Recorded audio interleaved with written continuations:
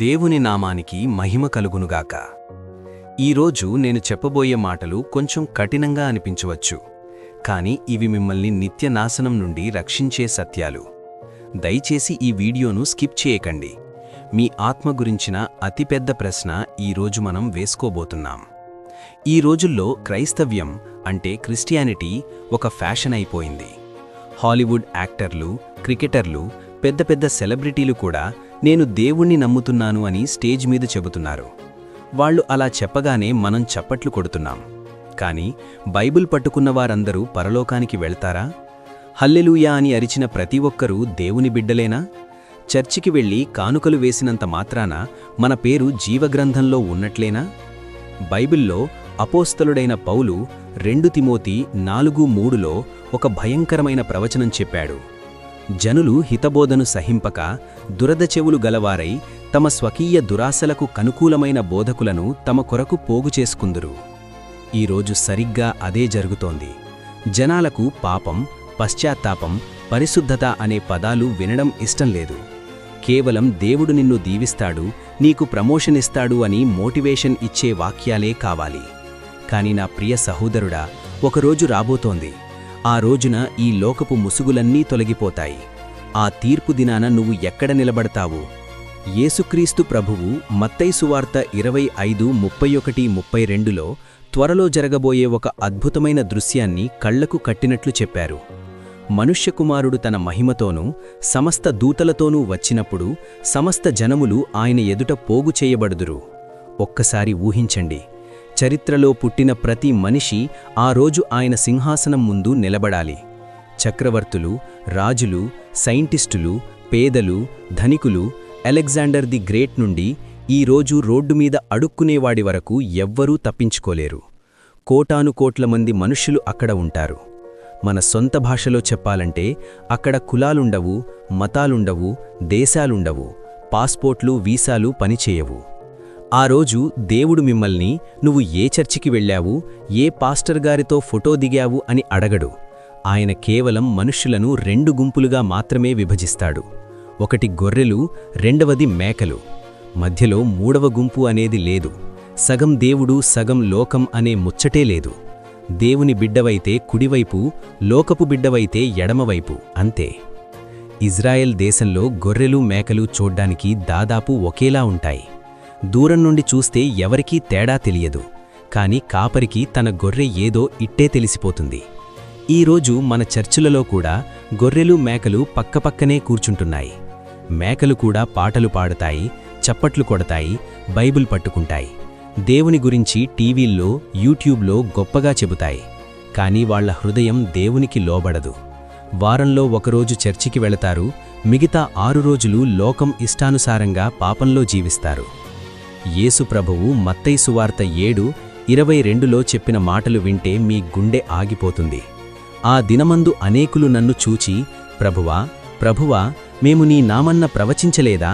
దయ్యములను వెళ్లగొట్టలేదా? అనేకమైన అద్భుతాలు చెయ్యలేదా అని చెప్పుదురు.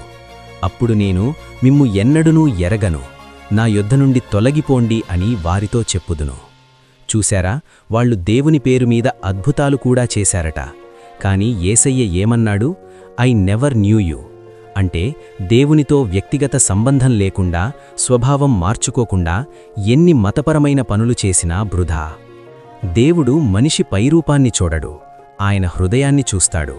మీరు నటిస్తే మనుష్యులను మోసం చేయగలరు, పాస్టర్ గారిని మోసం చేయగలరు, కాని సర్వాంతర్యామి అయిన దేవుని కళ్లను మోసం చెయ్యలేరు. నా ప్రియ సహోదరుడా, సోదరి, ఈరోజు నిన్ను నువ్వు ఒక ప్రశ్న అడుక్కో. నేను గొర్రెనా లేక మేకనా? నేను దేవుని నామకార్థపు క్రైస్తవుడినా లేక సిలువ మోసే నిజమైన శిష్యుడినా?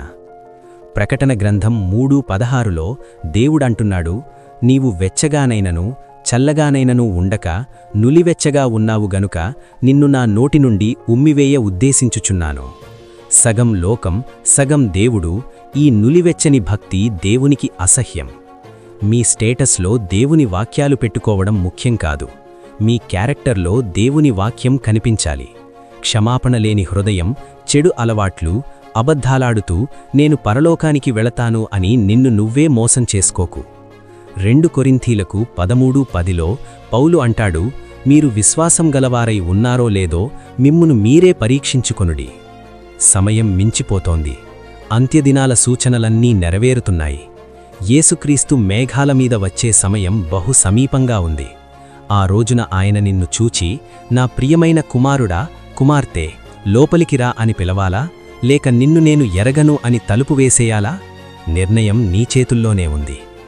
ఫేమస్ అవ్వడం ముఖ్యం కాదు, దేవుని దగ్గర ఫెయిత్ఫుల్గా ఉండటం ముఖ్యం. నువ్వు ఎక్కడ ఉన్నా సరే ఈ క్షణమే నీ హృదయాన్ని దేవునికి ఇచ్చేయి. నాతో పాటు ఈ చిన్న ప్రార్థన చెయ్యి. యేసయ్యా, నేను ఇన్ని రోజులు నామకార్థపు జీవితం జీవించాను. పైకి భక్తి ఉన్నట్లు నటించాను, కాని నా హృదయంలో పాపం ఉంది. నన్ను క్షమించు ప్రభువా.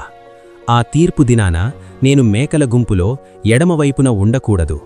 నన్ను నీ సొంత గొర్రెగా మార్చుకో. నీ రక్తం నన్ను కడగనివ్వు. ఈ రోజు నుండి నేను పూర్తిగా నీకోసమే జీవిస్తాను. ఆమెన్. ఈ ప్రార్థన మీరు నిజాయితీగా చేసి ఉంటే దేవుడు మిమ్మల్ని క్షమించి తన బిడ్డగా స్వీకరించాడు. ఇకపై లోకం కోసం బ్రతకకండి. మీ ఆత్మీయ జీవితంలో మీరు తీసుకున్న ఈ నిర్ణయాన్ని కన్ఫర్మ్ చేస్తూ కమెంట్స్లో నేను యేసయ్య బిడ్డను అని టైప్ చేయండి. ఈ వీడియోను కనీసం ఒకరికి షేర్ చేసి వారి ఆత్మను కూడా రక్షించండి. దేవుడు మిమ్మల్ని దీవించునుగాక. సగం దేవుడు సగం లోకం, ఇదేనా నీ క్రైస్తవం? మేల్కో, సమయం ఆసన్నమైనది.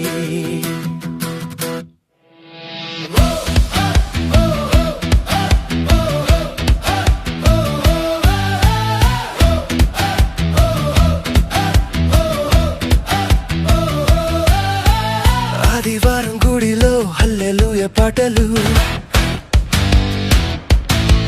సోమవారం వీధిలో లోకానుసార మాటలు,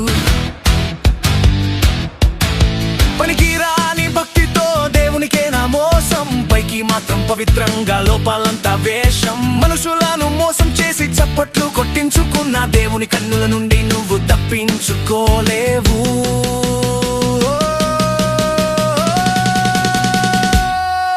మేల్కో ఓ క్రైస్తవ, మేల్కో, నిన్ను నీవే పరీక్షించుకో. గొర్రెల మందలో మేకలాగా మారకు. మహాతీర్పు దినాన ఎడమ వైపు నిలబడకు. యేసయ్య బిడ్డగా కుడి వైపు చేరుకో.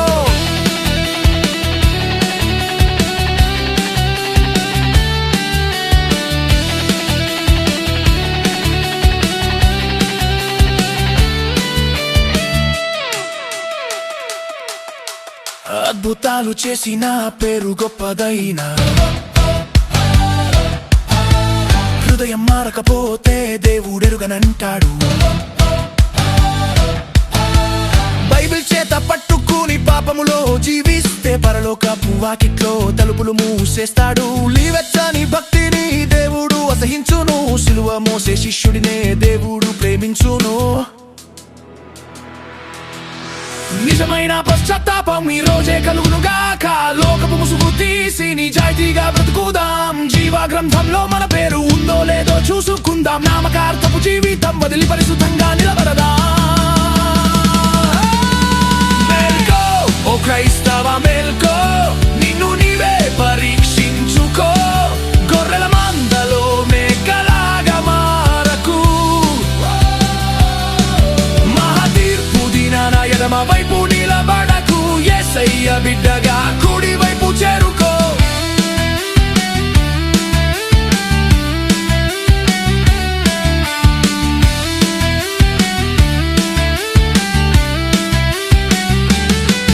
మేల్కో ఓ క్రైస్తవ, మేల్కో, నిన్ను నీవే పరీక్షించుకో. గొర్రెల మందలో మేకలాగా మారకు. మహాతీర్పు దినాన ఎడమ వైపు నిలబడకు. యేసయ్య బిడ్డగా కుడి వైపు చేరుకో.